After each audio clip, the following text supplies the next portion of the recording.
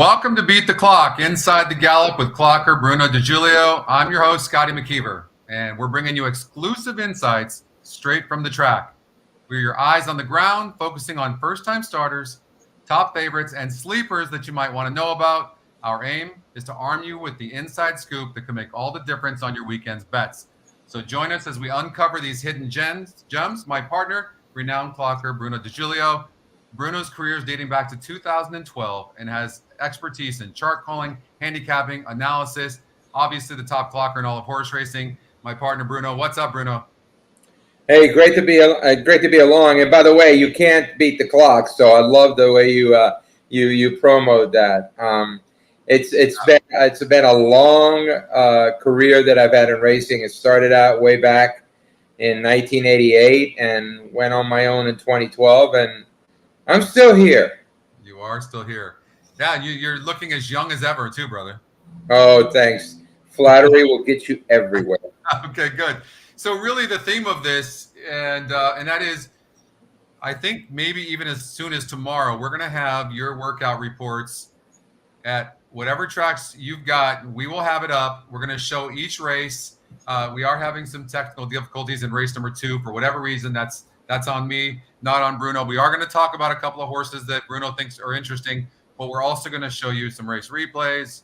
We'll show you some morning workouts that Bruno's got and his comments, and you'll kind of see how you're going to be able to read some of Bruno's information on the EquinEdge site. So what's up, David, Joe, Dan? What's up, Raymond, Buffalo, Mike? It's good to have you guys here. And let's kick it off, Bruno. Let's just go with race number 1. Who should we be looking at? Well, what I like to do is I like to look at horses. I like to handicap horses and get an idea of what they're all about and then make a decision.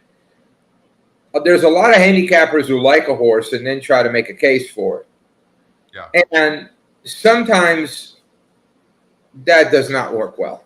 And I'm being very kind on that one. Right. What I like to look at these 4.5 furlong races. First of all, Wesley Ward dominates. But if you can beat Wesley Ward at a price, it's going to be a big price. Look at number 1, Turnbuckle. So we're going to go to race number 2 then. Okay. Yeah. Race number 2. Number 1, Turnbuckle. Okay. If you look at Turnbuckle and you look at my workout report, I have been working with a horse named Fracture last time out on the 29th, which we have a video of out of the gate. They went 12, 24 and 1, 48 and 1. The 2-year-old went 48 and 2, which is Turnbuckle. That means Turnbuckle was working with a 3-year-old in Fracture. That's very important to me because I do believe that young horses are unseasoned to be able to handle the stronger, more fit and conditioned older horse. Now, Scott, I know you buy horses and you've raced your own horses, but a lot of people don't understand that horses get stronger as they race, especially 2-year-olds. They get bigger, stronger, just like we would starting at a young age and work our way up to be in our 20s where we hit our peak. We build up muscle, we build up strength, we build up savvy, we build up confidence. Same thing with these 2-year-olds. Just because they showed speed as a 2-year-old, it does not mean that they're going to show speed as a 3 and 4-year-old. They may get savvy, they might learn, just like a 98-mile-an-hour fastball pitcher in the major leagues. By the time he gets to his late 20s, early 30s, he's learned to be able to change speeds and be able to change the way he pitches. Same thing with racehorses. They learn how to overcome. They actually learn how to run and win without being all out. The good ones do. So when I look at a 2-year-old working with a 3-year-old, he's learning something from that other horse. So this is something that I looked at. He's 20-1 on the morning line. I'm looking for something underneath at a big price. I might even use the horse in the pick 5 or the pick 4. But those are the kind of horses I like to refer to. So this one, it has a 12-1 morning line on the EquinEdge morning line. The trainer doesn't win with first-time starters very often. Only 9% in the last couple of years. Lance Rutledge. Do you know anything about Lance? Well, I know he's been around for a while, and he's done a lot of things for a while. He had a horse that they ran last year that they bought very, very cheap, and he ended up being okay, and they sold him for a lot of money.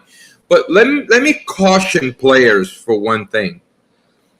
If you're looking for the statistic to match the racehorse, you'll never get a price. If you get a fast-working first-time starter and the trainer fires at 25%, everybody sees it. True. The key to it is finding the horse that can run and matching it up with a trainer that most trainer knows how to look. Horses overcome their trainers. So a lot of the times, if you're trying to match up one with the other, you're going to fail. Some of the bigger scores I've had is first-time starters from barns that I know. I'll tell you the greatest story of them all was back when in Santa Anita in the 1990s, I was on the Roger Stein show. And I picked a Jerry Dutton first-time starter named Card Connection. I never forgot that because I watched that horse train, and I watched him work behind horses, in front of horses, work out of the gate in front, out of the gate behind, and going 3/4 of a mile.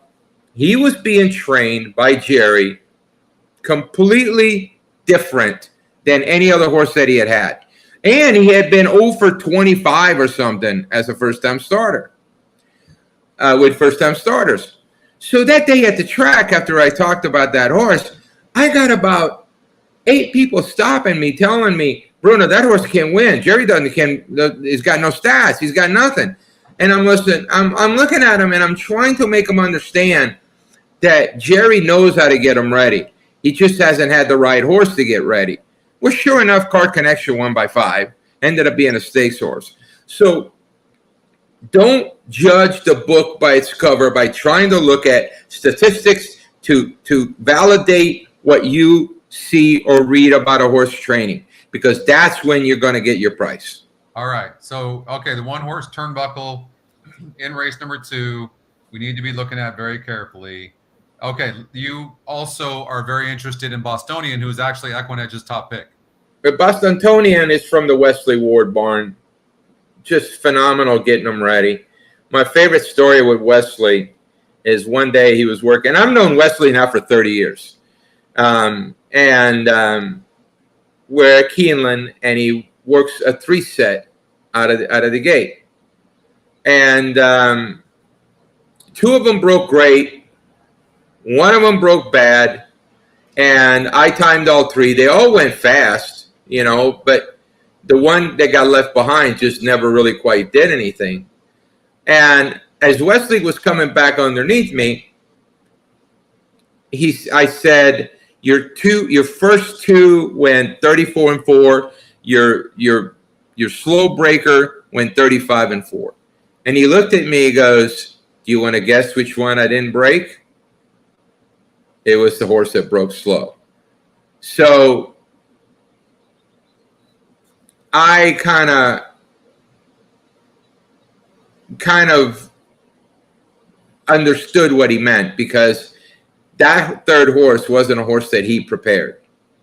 Somebody else prepared it and sent it into him.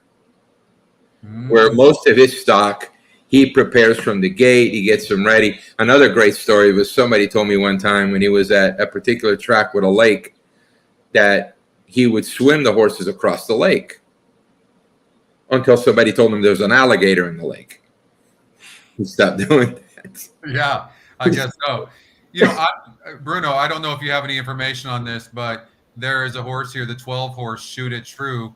I happen to think that Tyler Gaffleone's gonna win the jockey title here at the Keeneland meet, and I really did like this horse. Do you know anything about this 12 horse Shoot It True? He is. He's been working with Bostonian. Right, and it seems to me like Bostonian has been working a little bit faster, but this horse is on the outside, and it But Scotty, can I warn you that 12 hole is out in the freaking parking lot? Yeah, I'm really glad you brought that up, Bruno. And how bad is it to be that far out? The way that chute is set up, if you break a length slow out of that outside post, you're 5 behind. Wow. Okay. That's really good to know. That's the reason why I'm talking about Bostonian and not really get into and Shoot It True. Now, Shoot It True, well, it was originally named, was working under the mayor's name, To the Moon Alice, which is a great, old school show from the Honeymooners. Yeah. So in the last, I think the last 3 works, no, actually the last work he worked with, we worked with Shoot It True. And I think Bostonian is well meant. And also, here's another thing about Wesley. He's got Tyler on Shoot It True. He's got Walter Rodriguez on Bostonian. I pay attention to Walter Rodriguez because he puts the lesser known rider on the live horse. Really? That's really good to know. Remember when Julio Garcia used to ride? And he'd have John Velasquez on another horse, and he'd put Julio Garcia on that horse. Yeah. Yeah. That was his way of saying, I know I got a live one here. Well, the jockey trainer combination though of Ward and Rodriguez is 29% in 90 races in the last 2 years. So it's not like he doesn't use Rodriguez. So you're absolutely right. You're right. Watch this. We're gonna run this simulated race real quick. I'm going to sort from the top, right? So from the 12, so you can kind of see how the outside might go. But watch, we're going to run this race. Let's take a look. And you can see Bostonian is on the lead from the very beginning. And the 12's a bit wide and losing some ground. And on the inside, here comes the 5 and the 3. The 9's hanging in there. And the system shows the 5 and the 3. And here comes the 11, interestingly, from that wide post. But we do show 3, 5, 11, 9. Now, we don't know how easy the 9 might have a lead, but those seem to be the contenders right there, possibly, that you might want to consider. Any thoughts on this long shot Strumman? Good point. I'm glad you brought that up. I got a text this morning from somebody that's within the John Hancock group of owners. And the work that we show strumming with Tapper's Valor. Yeah. The clockers, it's backwards. Tapper's Valero was best. Now, I know what happened that day. There was a whole mess of confusion on who the John Hancock horses were. And they had to chase down John to get the right names and the right horses with the right markings. So, and Tapper's Valora came back to work today or yesterday and went like 34 and change and did it really well. So there was confusion about that. So Strumman actually was second best. Second best. And what about Jet Sweep? This, by the way, again, for those of you that are new to the show right now, I've got Bruno De Julio, and he's the top clocker in horse racing. And Bruno and I are working together on giving you information in the morning workouts, and so you have a better idea. We're also going to now have Bruno's workouts on EquinEdge's site. That being said, this is the only race where we had a bug in there, so we can't show you some of the videos, but we're going to in the other races coming up now. So, but the 5 Jet Sweep Joe. I have 2 works on him. He worked with Baytown Cleopatra in both, and Baytown Cleopatra beat him back on March 21st in 48-4. Finished 3 clear of Joe. And then they worked together, and they went speedy. They went 3/4 of a mile, 3/8 of a mile in 34-4, and they both went very quick. He's not a horse that I'm going to pay a lot of attention to. Okay, and lastly, this long shot, the 11, who showed closing pretty good for Chapman. Any thoughts on that horse? Indigo Wind is very interesting. Jimmy, a lot of people don't know who Jimmy is. Jimmy was a trainer, you know him, in California in the 90s. Yep. He had Caller One. He had a number of 2-year-old winners. Caller One ended up winning the Golden Shaheen.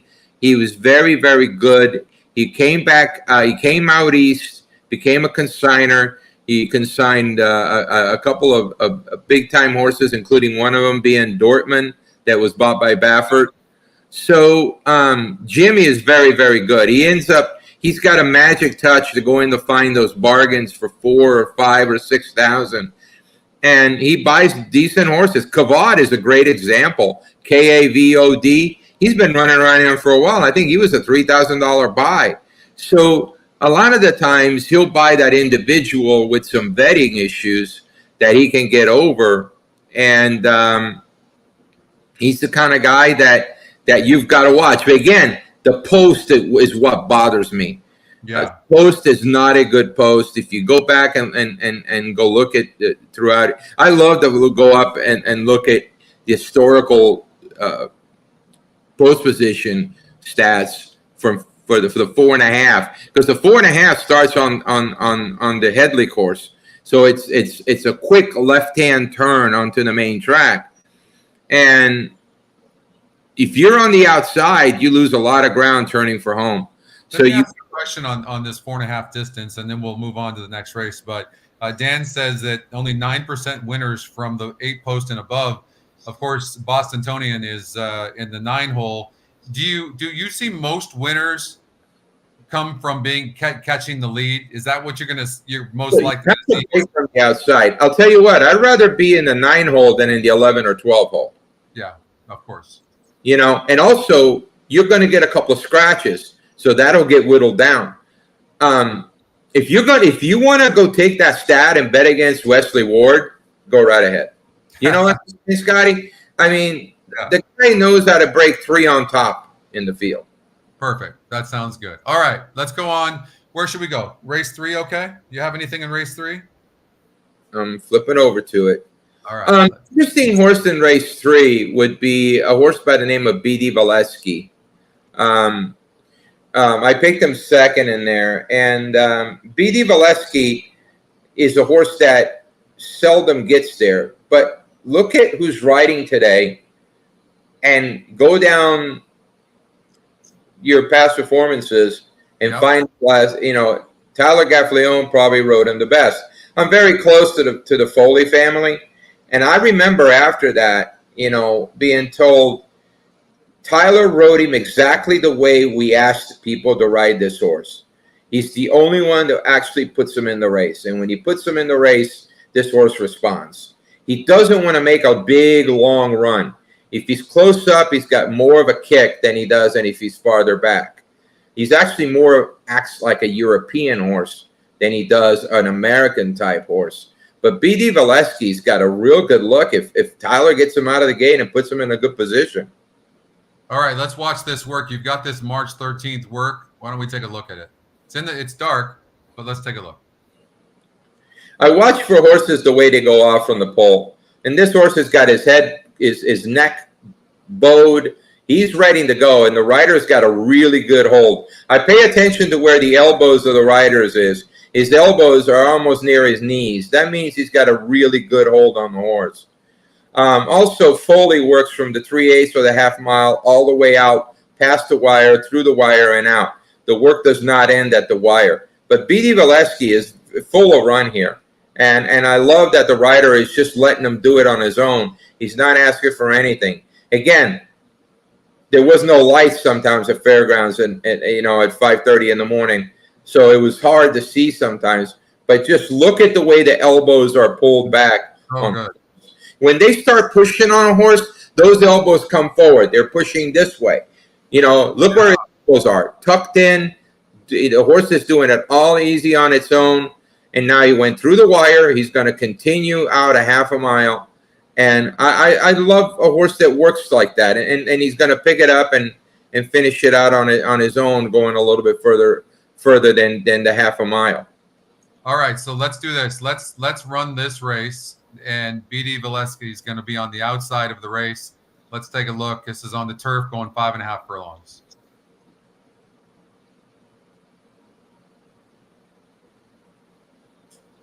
I mean, Mustache is the one that's you got to beat. The Mustache is a very, very accomplished type of horse. So Mustache is on the lead right now, the 3 horse who Bruno's talking about. And you can see the 1 horse on the inside coming a little bit as they go into the stretch. And Mustache is 21% to win. I think you had a note on this horse that this horse is a real trier. So the system does show Mustache, who's also EquinEdge's top pick, winning the race. I just think this race goes through Mustache. You know, you've got a couple of Foleys in there. I think BD Valesky is the value because I think he's going to outrun to what he's done lately. Okay, let's go on to race number 4. So race number 4, I've already eliminated some horses, Bruno. If we will start with Roman Grace. We don't have anything there. We'll go to Sense of Pearl. We might not have much in this race. Well, there is something here on Cleo. Oh, we had talked about this last night. You did like this filly some, Cleopatra Celine. I do. This is a horse that has been training very well for Ignacio Correas. He does very well here at Keeneland. And the one thing about it, if you look back 2 races, ran here at Keeneland and was 66-1 and almost got all the money. And I just think she's a horse that fits in there. The other horse that we might want to look at the replay was Bedazzle 'em. And we didn't have any works because it came from Payson Park. But this horse was originally a we actually had works prior to those last 2 races, a couple of 3-star works working in company. But Bedazzle 'em came from the Engler barn. And if you go back to the last, can we pop up the last race replay? I don't have it, Bruno, unfortunately. Okay. But I know you had talked about that that horse had like really bad issues at the start and still came back and almost won the race. It got knocked off stride. See, a lot of times people want to tell you about trips, but they don't put them in the context. Right. You know, this horse got slammed at the start, then by Edgar Zayas on the 4. Then the 4 pushed him right into the rail. So now the horse is already far back. Turn around, starts to get up inside, it tries to come up the inside, and here comes Tyler Gaffleon on the 6. Boom, right in front of it, where the horse has to check and alter course. So in the first 100 yards, the first quarter mile, he found himself next to last and buried back there. This horse makes a tremendous run to get second. And what's your percentage for this horse winning the race? So 37% to win. Top EquinEdge pick. It looks like it wins the race by 2 lengths, and it's 7 based off the last race, right? What's that? Is that based off the last race? No, it's just based on it. There's 4 algorithms that work on the simulated race, and it's based on all the races. I'm sure the last race plays a huge part, but I think we're also in agreement that Bill Mott's going to have an amazing meet here. He might even win the meet as far as the trainers are concerned. But the horse is 7-2 on the EquinEdge morning line. It's 8-1. It's a bad morning line. You know, I have another way of looking at things. I only worry about Bill Mott tomorrow. And then I'll worry about Bill Mott or whoever's going to win on Saturday.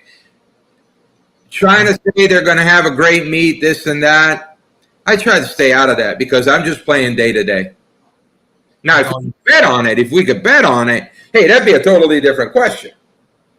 Well, I've got a note here, by the way, that this horse may be a single. And based on that, there's not a lot of people that would probably single this horse based on it being 8-1 on the odds makers morning line. So this might be some great value. And if you can get some other prices in some of the other legs, then maybe you can get a nice early pick 5 payout because Bedazzle's 8-1. Now, I do think Bedazzle is going to go off as your favorite. I do.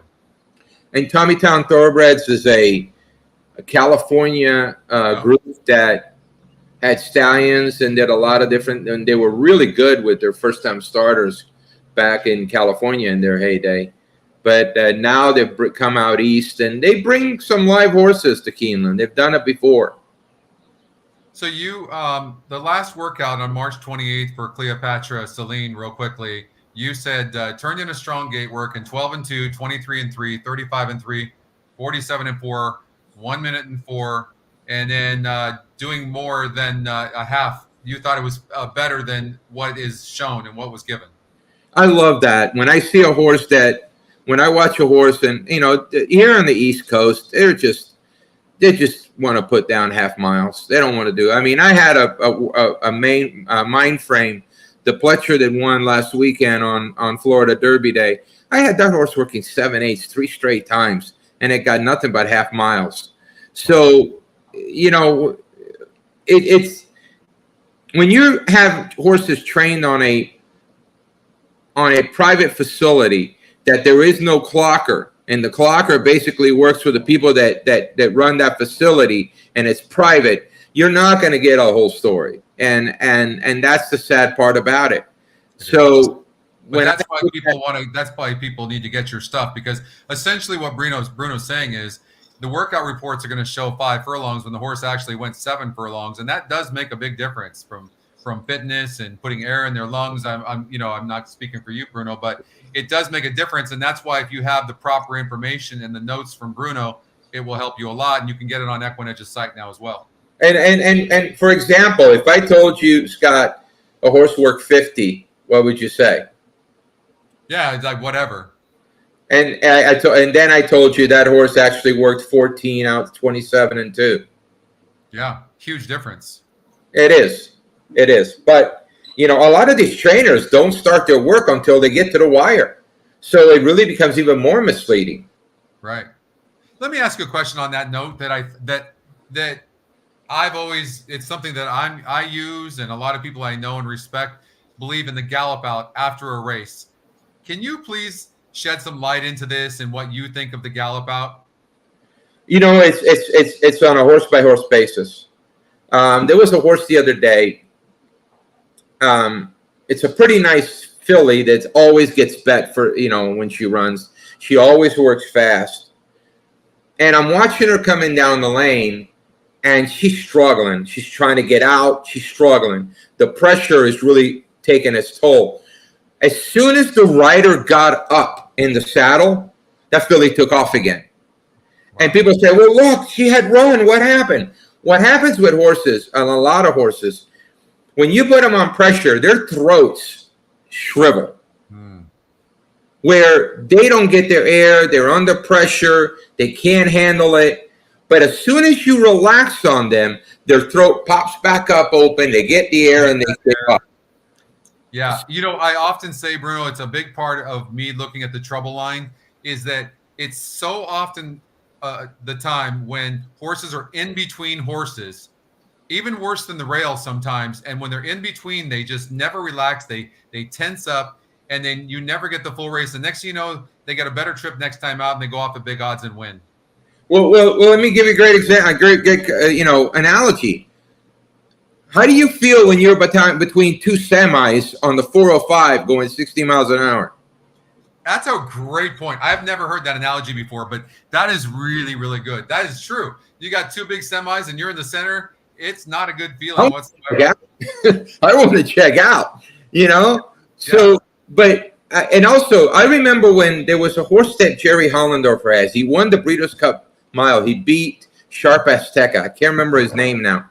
But first time out he debuted, he was between horses dueling on the lead and just dusted him and pulled away. I make notes of horses that are dueling between horses or being stuck between horses or being stuck inside, and they were able to get themselves out. They just seem to take off. Right. I love that because so many times you see them just back up. You see them doing one of these, you know, and they're not sure. So especially with young horses, but when you're looking at trips, when you're looking at gallop outs, you have to understand that there's some trainers. Bruce Headley, the old trainer, Bruce Headley, when Kona Gold used to run, loved Kona Gold. 3 steps after the wire, that horse would be stopped to a walk. Because Bruce did not want him galloping out. Why? Because he did not want him to do any more than what he did. If you watched him move in the morning, you would know.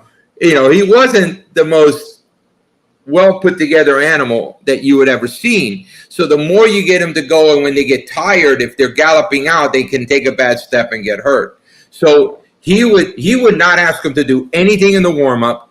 And as soon as they hit the wire, they'd stop. So one time they had Kona Gold working in the morning, and they had him under a hold. and it looked like his wheels are going to come off, right? And I wrote it that way in the Days Racing Digest. This was like maybe 1999. And Bruce, we're in the elevator going up to the press box, and Bruce is behind me. And he gets in my ear and he goes, Bruno, gonna go. He doesn't pick up his feet too much off the ground. When we grab him, his feet come up, and it looks like wheels are gonna come off. You know? And that's what, you know, and another horse that was like that was Will Take Charge. When you grab them and you try to hold them back, you're lifting up the neck and you're lifting up the shoulders. So now all of a sudden he looks like he's swimming. Yeah. So people say, oh, what a horrible action. Look at him do it. He's not looking, you know, that's because when you actually let them drop their heads, they extend. And that's what I want to wait and see is when they drop their heads and extend. And that's when I see what they're all about. So it kind of sounds like you're describing a turf horse, right? That's another part. People think high knee action is turf action. No, it's not. It's called high knee action because it's wasted action. If you've got a horse doing this and doing this, he's wasting motion and wasting time of picking up his feet and stretching them out. You want to have a horse that basically can throw them out there and not have, and it's not about turf. It's a daisy cutting type of action. If it's a turf horse, then it doesn't have the power from behind to move through the dirt. If it's a dirt horse, they'll have the power from behind to push him through the dirt. The front end is just a stabilizer.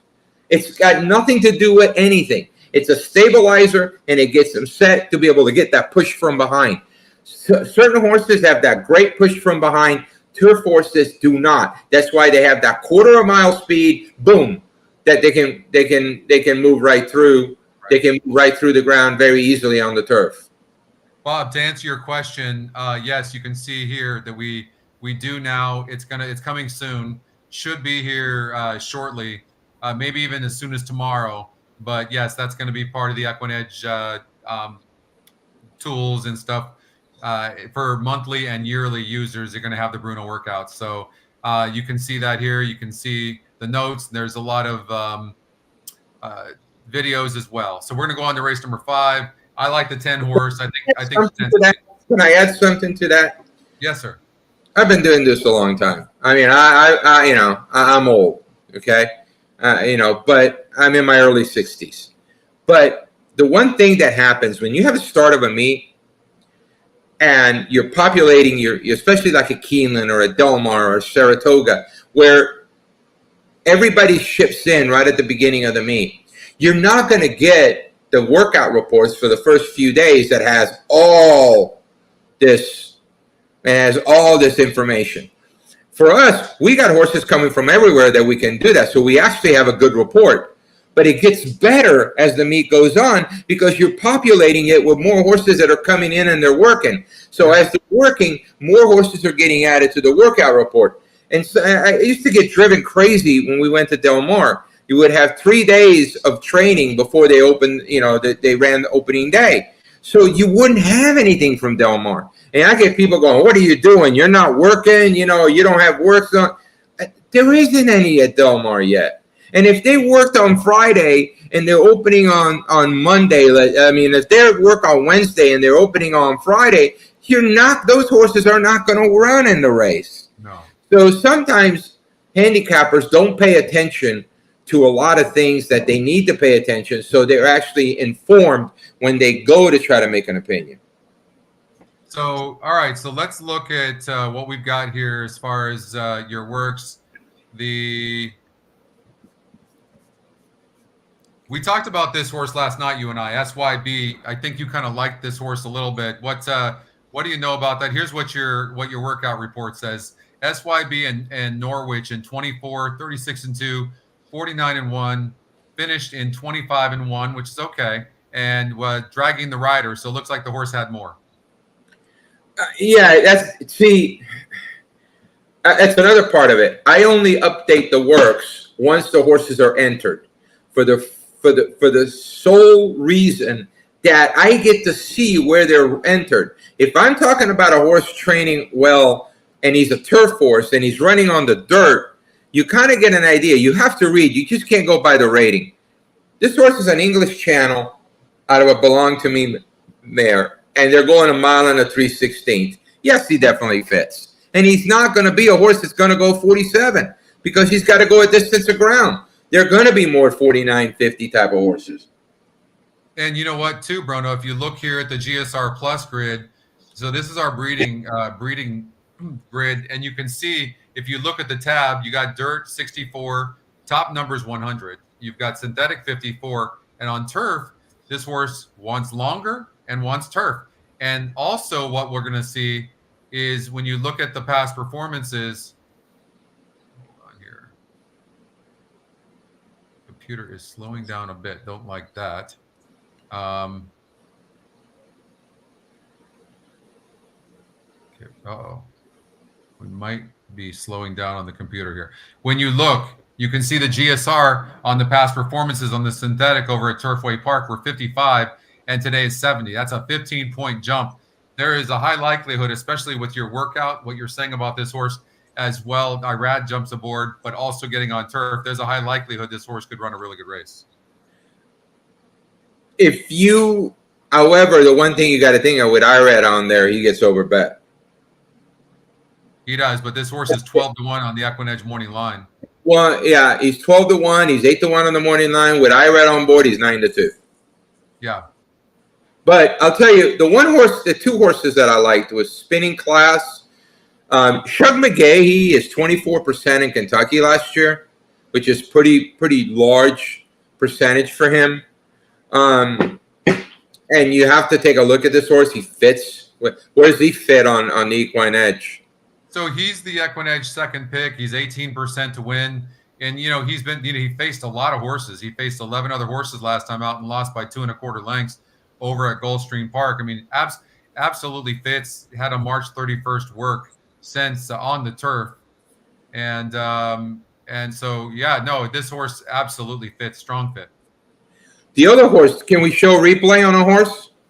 I don't know if we can show a replay. Probably the next time out, we'll be able to have replays available. What horse, though, do we want to look at? Priscilla's Cove at 4-1 with Joel Rosario.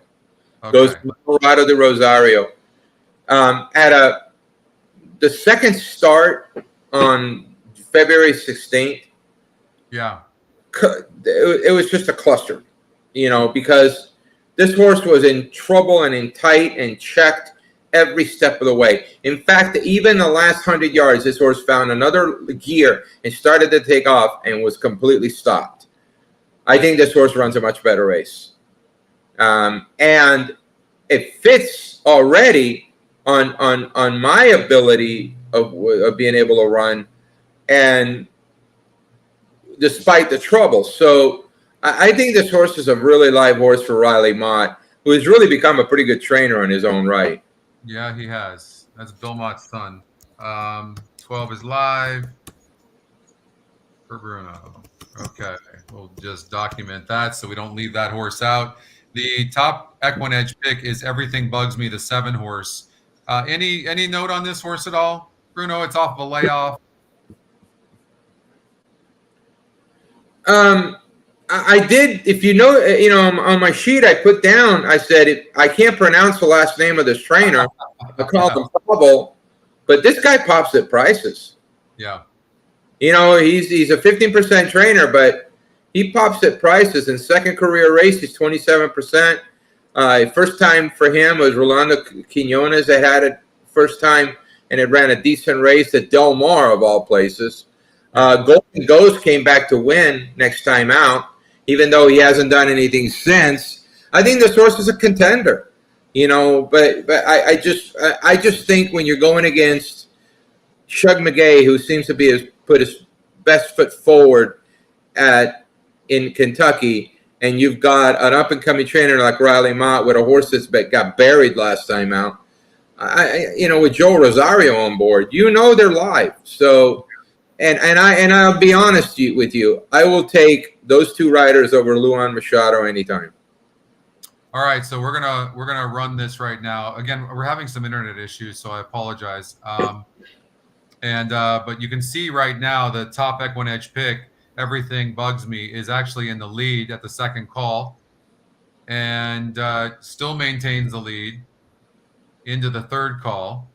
Here comes the 11 horse Swans Cove with the 2 horse Spinning Class, who's also a horse to watch on our site, and that's running good. The 13, believe it or not, is at 4-1 EquinEdge morning line, is running pretty good. 7 falls back a little bit, but not really. But Spinning Class, the horse you like a bit on the inside, probably saves some ground, and maybe we got to take a strong look at Spinning Class, Bruno. I think that's the right horse.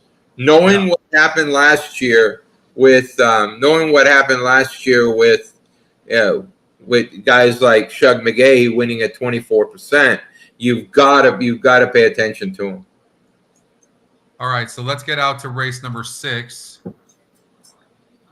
If we can, we get this to pop up. All right, so you and I actually talked a little bit about this race yesterday, and we talked. One of the horses we did talk about was Doncho, the 3 horse, and we have some video on this horse as well.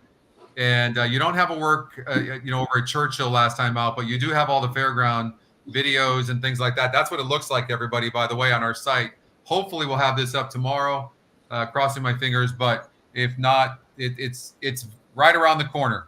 We're working out some of the bugs right now. One thing, first of all, I do have a cameraman at Churchill. I will have him starting the 8th. I had to give the poor guy a week's vacation. He's on the beach somewhere. Who takes a vacation in this industry? I don't know. My guy did. So anyway, but the important Bruno, take us through this workout if I can get this thing to pop up. There we go. Take us through this workout a little bit. I know February 29th work. What's that? Can you pop into February 29th work? Let's do that. Yep. Let's do that. And people say, well, why are you showing us something that's a month and a half old? Because I have cashed more tickets on horses that I had something on from prior than you don't have to go look at only the last 2 works. Well, the horses show you who they are. And when they show you who they are, you know who they are and what they are.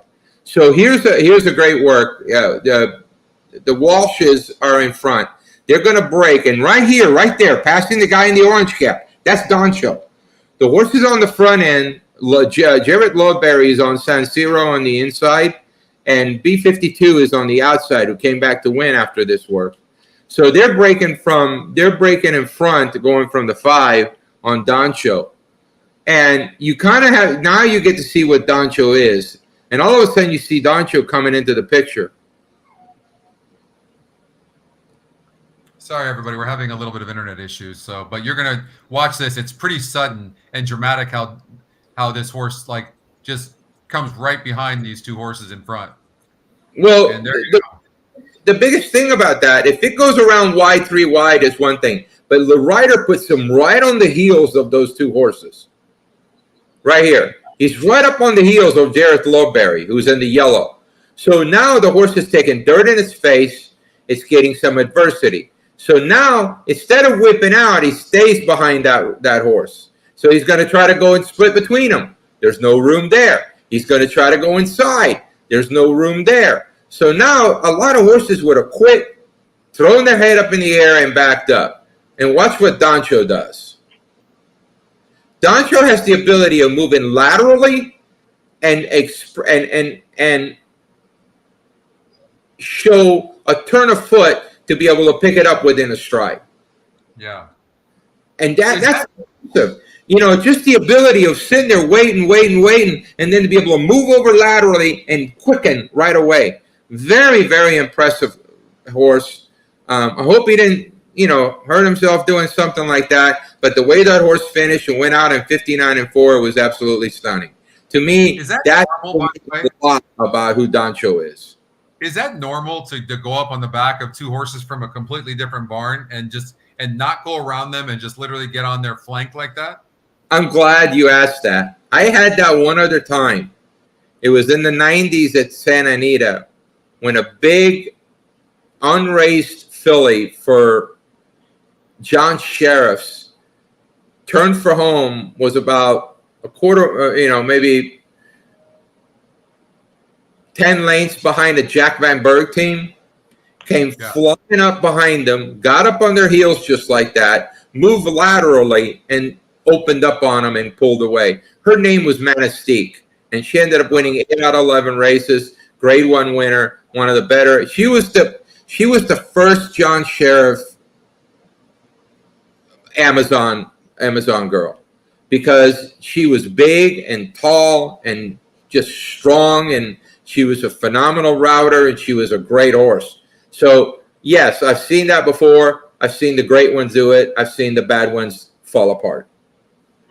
All right, we're watching the simulated race again with slow internet for whatever reason. I'm not sure. We haven't had this in a while in the shows. I used to have this issue all the time, and this is the first time in a long while that we've had this issue. But nonetheless, you can see that Houdet is coming from the outside. Houdet is our top EquinEdge pick, and really making a move, catching up on Glenn Gary, who's a horse to watch, and that's the way the simulator shows it. 7-6. What are your thoughts in this particular race? I did not pick Glenn Gary or Houdet. There's not, both of them are pretty hard knocking horses, but I just feel that you've got two pretty good horses in, and I'm pulling up my sheet right now. I don't have the hotspot is somewhere, Justin. Next time we'll have to hook up that hotspot before we do the show, so we don't have to. Well, what about Booth? I mean, what about Booth? Booth is pretty good himself. Yeah, Booth is really good. I mean, right there you can see. I mean, anything can happen in this race. The simulation just happens to have the 7 Houdet winning the race, but 6-horse Glengarry also looks pretty good and is one of our horses to watch.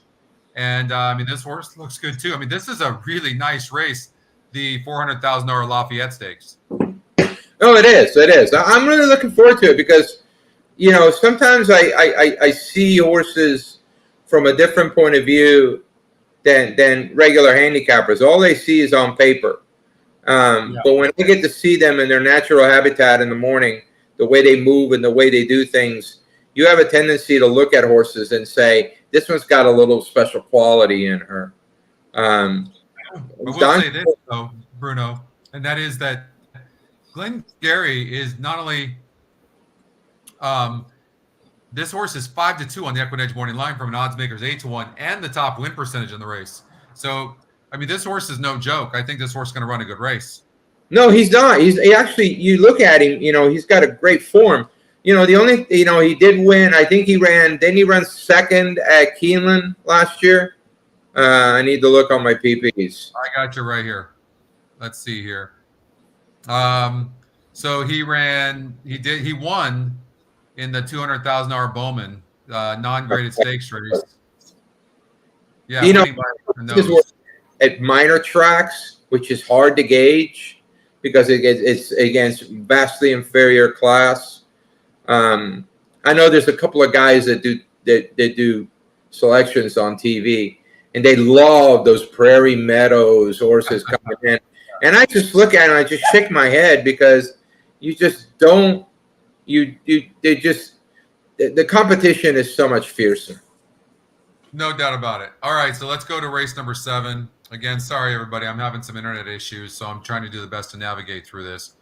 I'm sure race number 7 will pop up here, and I actually have a hotspot that Justin got for me for the NHC show. I'll hook that up for the show tomorrow with David. Don't forget, we got the road to the NHC tomorrow with David Harrison, NHC champ and silver champ, who he won the silver championship on Sunday, and it was the 25th year that they had this tournament, the NHC, and so that's why they called it the silver championship. Anyways, David Harrison was impressive, Bruno. I mean, wins the NHC in 2022 and then comes back and does that, and it's one thing doing it once and you come back and do that twice. I mean, it's not a fluke anymore.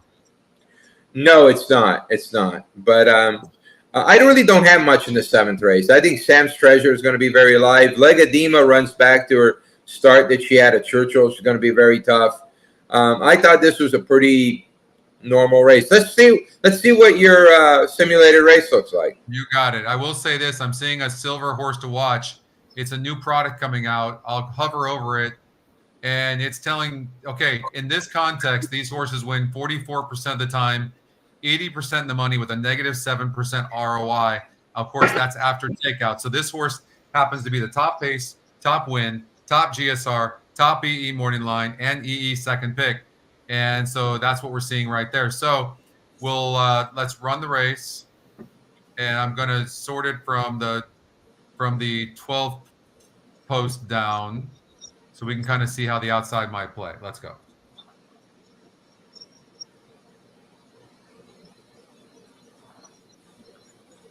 So I think the horse that I'm looking at very carefully, because the 9 is also the EquinEdge second pick and 27%, so top win percentage. So, and the system has, it looks like the 9, and you know, Bruno, you and I were talking about this last night too. Keeneland Dirt Course, that's a short stretch, and it comes up quickly. So I don't think you can come from too far back and really win at this track. You're gonna have to be much best. What do you think? You know, I always thought you have to be, you have to have it towards an inside post or an inside trip. If you try to make up ground on the turn, you're dead, because there's not much of a banking on the track. So you're really working hard or going wide.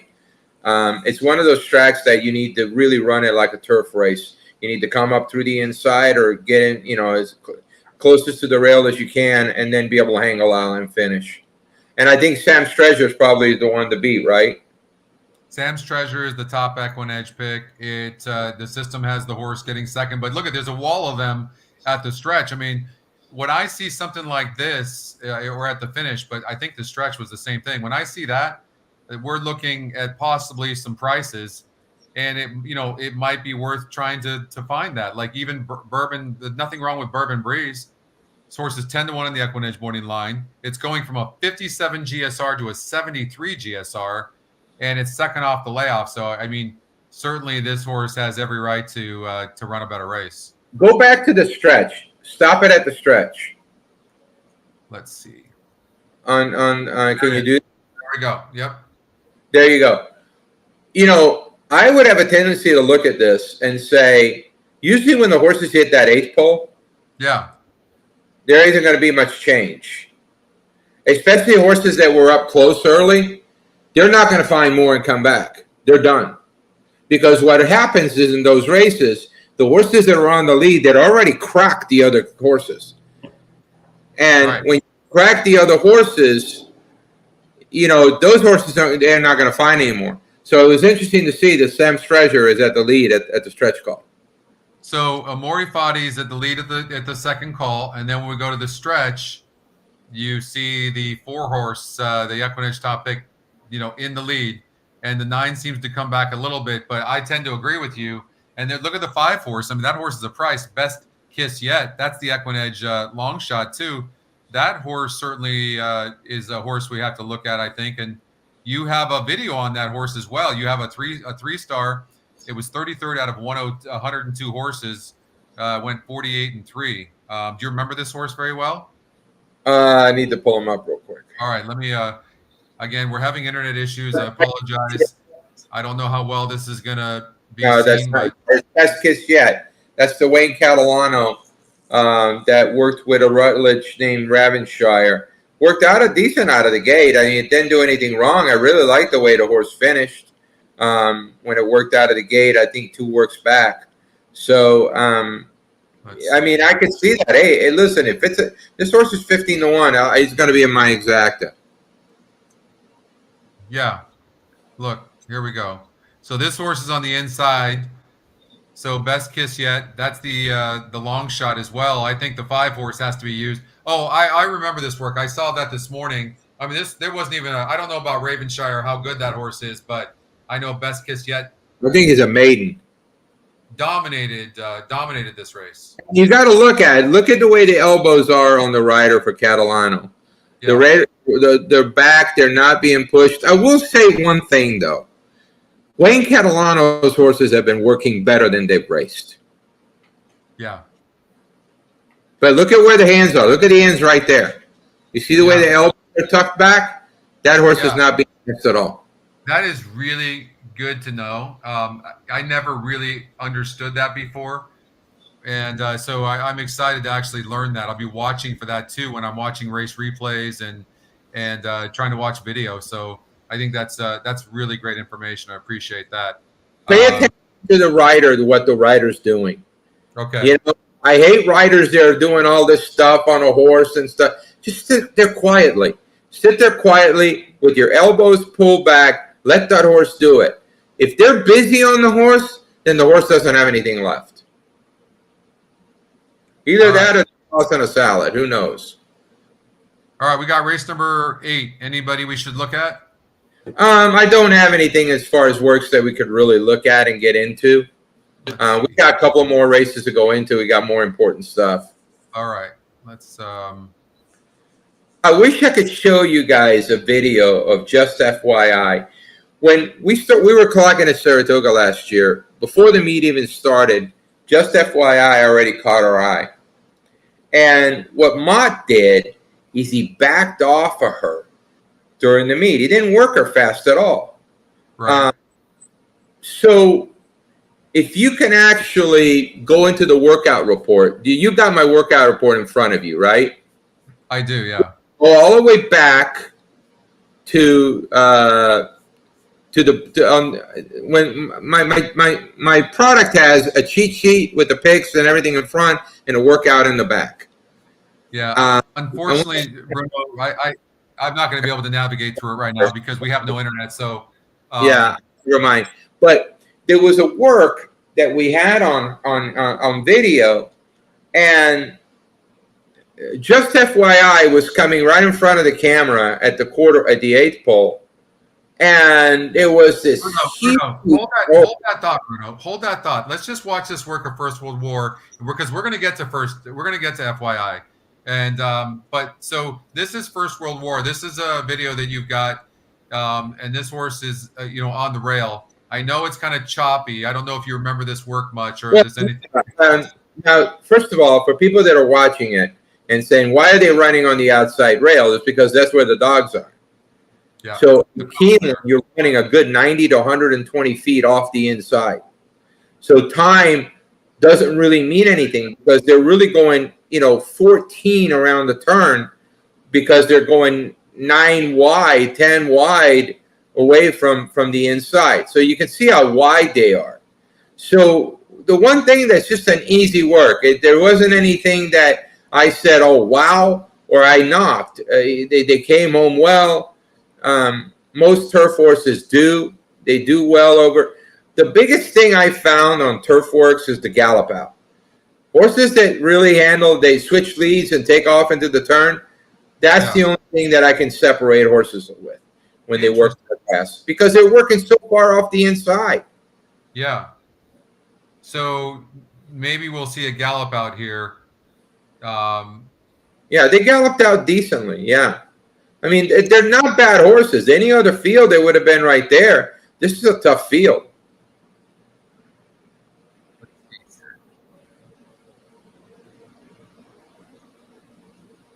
Roger Organ is on the outside. He's an old hand, or former trainer. Works with Brendan Walsh, and he's a very good exercise rider. And he's not going to give anything away in the morning. He is very, very good at letting the horse do what the trainer wants, and that's it. And that's something you got to remember. What trainer wants you to do, is paramount in the morning. You don't go out there and you just run them around the thing and make it a race. It just doesn't work that way. Well, they certainly ran. They were working out easy there. That's our top EquinEdge pick, by the way. This is a very well-bred horse, by the way, Bruno. This horse is a 93 out of 100 on the GSR, and Tyler's on board for Brendan Walsh, who's one of the top turf trainers in the country. And I mean, the breeding on this horse is just insane. 44% to win, 3-1 on the EquinEdge morning line, and our top EquinEdge pick, has a very good GSR as well. I mean, 93. It's much the tops in the field. I mean, this is a very well bred horse. That's not an easy race, though. You've got horses that are coming. For example, you've got Can Group. I don't know how anybody can poke any holes in the Can Group. Last time out, got beat 2 lanes in the Breeders' Cup Juvenile. Which horse is that? Can Group, the 10. The 10. Okay, let's put the 10 in here. If Flavian Pratt gets back on board, this horse ran well, and everyone on the turf. You throw out the dirt race, it's hard to knock the horse, and he's sitting at 12-1. He gets beat 2 in the Breeders' Cup Juvenile, and he's 12. The horse is 5-1 on the EquinEdge morning line, and let's see if I can get this thing to play. All right, there it is. So at the first call, the 3 and the 6 and the 11 are right there. So it looks like the 11 can get over, although it's not really a good place to be on the turf, being on the outside post, unless you've got some really good speed, correct? I think it's a jockey's prerogative. What I don't like is a jockey that's indecisive out of the gate, and when they're decisive, they get caught 5 wide. Correct. You can't go 5 wide and win. So who are some of the jockeys that you're looking at that you feel like you can trust, especially the ones that are not indecisive at the start? I mentioned Tyler Gaffleone. It all depends on who's giving them instructions. Okay.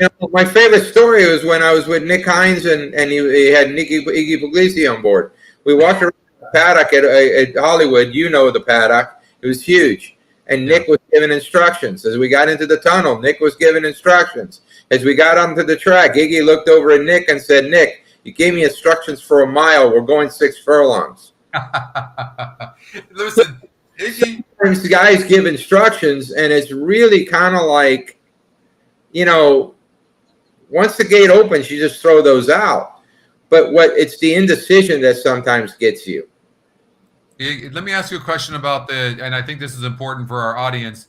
What do we have to watch out for in the turf? There has to be something. Is it a short stretch as well as the dirt is? Is it what should we?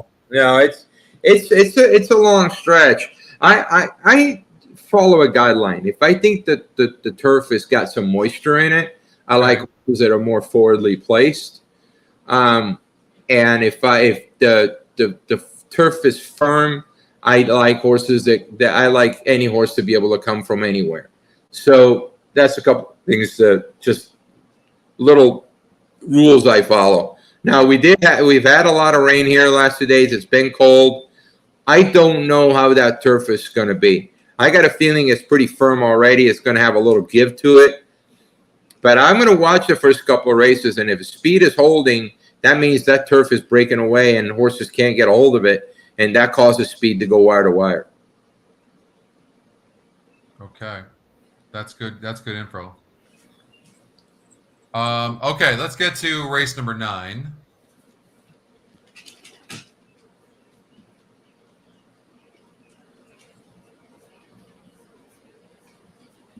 And that is the Ashlin. Yep.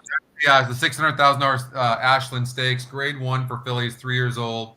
And look, okay, let me start this off in this race. I told you yesterday, I'm a huge fan of Candy. Absolutely bet my lungs out on her in the Breeders' Cup. Unfortunately, she just had a brutal start, and now she's breaking from the rail. You told me that it's going to be really tough for a horse because the stretch is so short for a horse like Candy to get up and win this race. We have her at 40% to win. She's impeccably bred. And but what are your thoughts? Well, she was a horse that they were worried about switching leads, and I've always believed you should just leave him alone. You leave him alone, and you don't mess with him. My dogs are up to something. I don't know. One's running over there and going back. They're up to something. You've gotten dog issues. I'm having internet issues, and Now, something's going on, But Candy did that last year, and then she put in a big effort. But I have to say, the Just FYI Breeders' Cup Juvenile Fillies was a very, very fast-paced. Just FYI overcame the 12-hole, was 3, 4, 5 wide every step of the way. Put away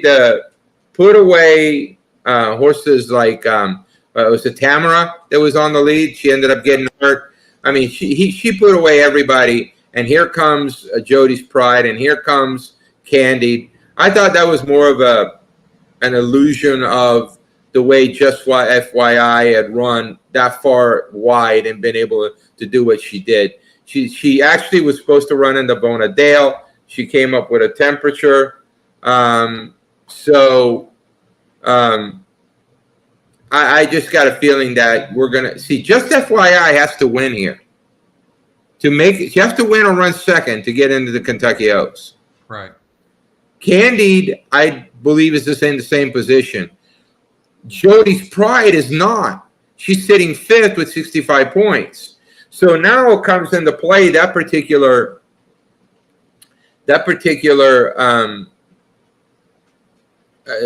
dynamic that Jody's Pride doesn't have to be all out. Right. Where Just FYI and Candy, they've got to run 1-2. So if we look at, here's a look at Jody's Pride, Just FYI. There's a look at there. Candied. I mean, I think she's very special. We'll see for Pletcher. Mott's got Jody's Pride. We'll look back there. Sorry, I'm sorry. Abreu has Jody's Pride. FYI is Mott. A Traveler, normally I'd go back to the race, but just to switch races, the internet's so slow, I apologize. But you can see here that Mott's got this horse, Just FYI. I think we ran the race. If you run it to the stretch, even the finish, I think it's got the 6 horse, Just FYI, winning the race. So it's a very nice horse. You can see there it is right there. If you're looking at the stretch based on the simulated race and what you say with basically the stretch being so short, Bruno, maybe Candy just doesn't get there, but there you go. And you got the 6 and the 8. By the way, Jody's Pride is 3-1 on the EquinEdge morning line and the second top win percentage. So I don't think you can ignore Jody's Pride. No, you can't. But again, look at it from Georgie Abreu's point position. If he runs third, he's in the Oaks. Yeah. So what does that mean? Are you saying the horse is not going to be fully cranked, or they're not going to try? What are you saying? Well, I'm just saying. There's certain pressures. With being able to. Just FYI and Candy had the most pressure on him. Yeah. Yeah. Just FYI is a monster. She's really, really good. Yeah. I think she's undefeated, isn't she? She is undefeated, 3-0, I believe.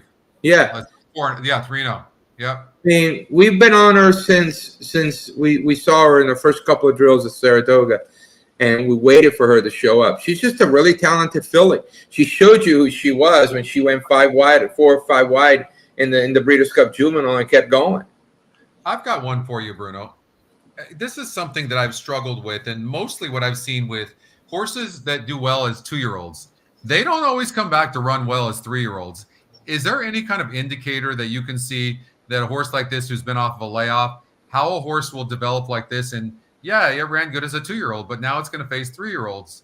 And is there an indicator at all? There is.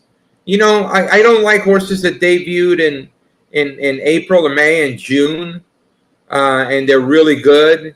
If somebody taught me a long time ago, if they're good early, if they're really good early in April and March, they're cheap. They don't move forward. Horses go like this. The 2-year-olds are up here, and here's the rest of the horses that are not precocious. As they get older, it starts to go this way. Yeah. Where it evens out. whoever put together the first Saturday in May in the Kentucky Derby on the first Saturday in May was genius, because your 2-year-olds were up here in February, and then all of a sudden, the 3-year-olds that are getting better and improving will get. I've watched horses on my own just improve over a couple of months. A couple of months for horses an eternity. So you got to try to separate the precocious 2-year-olds. If a horse is a stakes horse in May of his 2-year-old season, I'm bet you he's not going to be a stakes horse in May of a 3-year-old season. 100%. That's what I see. And first of all, it's not where I thought you were going to go with it. I mean, I've always thought they're starting these 2-year-olds. I mean, their skeletons are not built yet. They're not ready. It's just crazy. Even the 2-year-old sales. It builds bone, Scott. It builds bone. It builds foundation.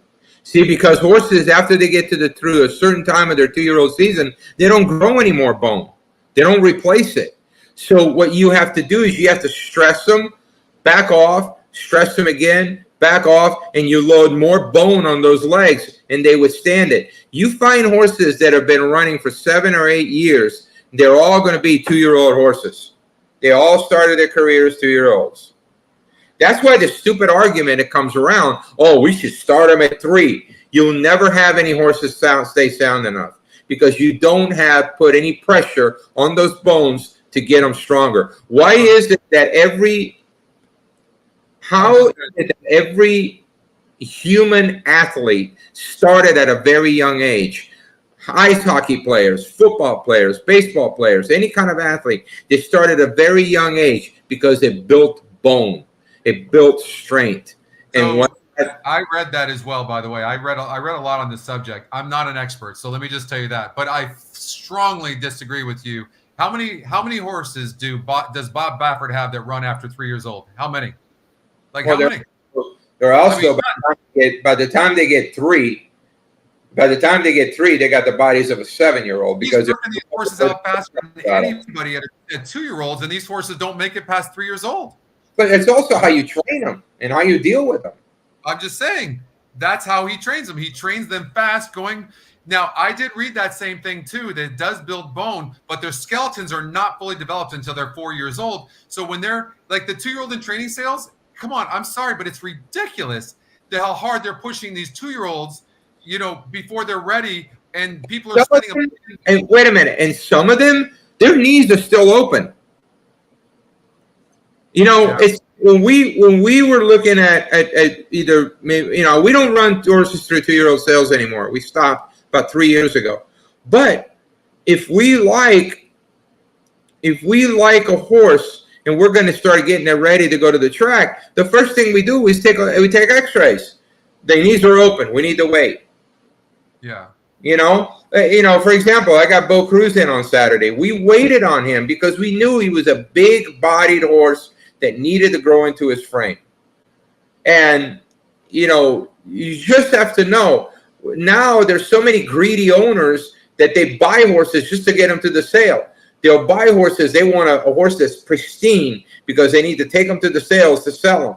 And sometimes they just completely lose the sight that, you can get a horse with a little nick on it. You can give it time because it's young. It will grow out of it, and you've got a really, really nice horse. But no, people don't think like that anymore. They need pristine so they can ruin them. What about Oldie's asking if you have some thoughts on, especially on Fierceness? I would love to know your thoughts on Fierceness, Bruno. He's a lightly made, small, no weight to him. He's built like a filly. He has to have his own way. If he doesn't have his own way, he doesn't perform. He's done that in 2 out of his 5 starts. When he doesn't get his way, he's going to back up. He's not going to get a 48. He's not going to get a 48. And I'll tell you another thing. The way Todd Pletcher trained, that horse will really be pushed to get to the Derby, and really, with fast works. And if you look at Todd Pletcher's record over the years, he's probably got 10 times more scratches Derby week than he does winners. That's actually true. I heard that maybe Fierceness has foot issues. Have you heard anything of such? For a horse that's I don't know, he might. the way he's being trained, it doesn't show, but he is a lightly made, one-dimensional front runner. And you know what? That 110 buyer, FUBAR. These guys at buyer figures throw these huge buyer numbers out there. They make, I don't get them. And then, you know, some guy like Power Squeeze gets a 91 on the same day. You know, please, come on. Okay, I don't buy the buyers whatsoever. And even though I learned how to make my own numbers using the buyers, I don't believe him whatsoever. He got about 100. It's 100. Let me ask a question. You know, girls mature faster than boys, and Grandma Horse Racing is asking a question. What about fillies? Do they, you know, mature earlier, meaning you can push them a little bit harder earlier than you can males? Is that a thing or no? I think they're more pronounced than males early, but when you get them in a situation where the males are stronger by the time they get to 3 years of age, those fillies can't compete with them and maintain their integrity, meaning that you're going to break your filly by insisting on running against colts. And that's why I find that when you have horse racing Twitter or you have these fans who want to see a filly go against the colts, they don't own the filly. They've got no money in the filly. They want to go see that race. They want to see the filly go against the boys. They're not at the barn the next day to see when she can't get out of her stall. They're not there. They're not there when she's not eating. They're not there when she loses 100 pounds. They're not there. And that was one of the main reasons that Rachel Alexandra fell apart. She fell apart in a 4-year-old season because of the 3-year-old season against the boys. Yeah. So a lot of the times what people want to see on a horse that what people want to see in horse racing, they have zero money in it and zero skin in the game that to demand that somebody go ruin their horses because that's what they want to see. That's my piece on that, and that's my opinion.